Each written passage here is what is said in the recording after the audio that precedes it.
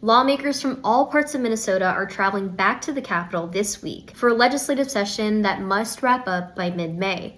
What's notable is this is the first time legislators are meeting since the assassination of Melissa Hortman, the Annunciation school shooting, and the surge of ICE operations in Minnesota.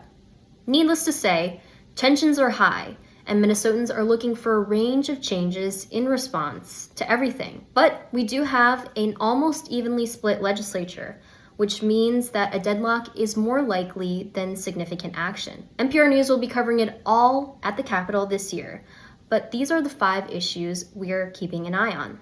The mass shooting at Annunciation Catholic School and the shootings of 2 lawmakers and their spouses put Minnesota at the center of renewed calls for gun restrictions, proposals to ban assault weapons, high-capacity magazines, and others may come back up for discussion.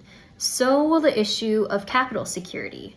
But those gun measures face a pretty tall climb given the tied House and Senate, controlled by Democrats only by a single vote. Legislators of both parties say that fraud in Minnesota is a major focus this year. The parties diverge on what the right solution is and are trying to improve oversight with the ability of legitimate service providers to stay afloat.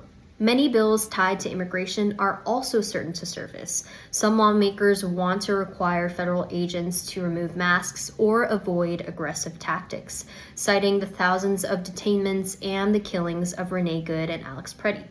There's also a bill that would allow Minnesotans to sue for damages if their civil rights are violated, and Republicans want to require law enforcement to be more cooperative.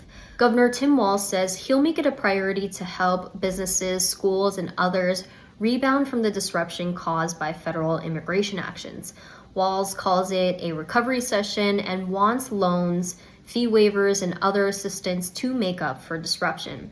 School and city leaders could also ask to recoup lost student attendance aid or police overtime, but a tight state budget could be the biggest obstacle here. And the final issue we're following is construction projects. This one actually has a decent chance of getting some traction at the Capitol this year.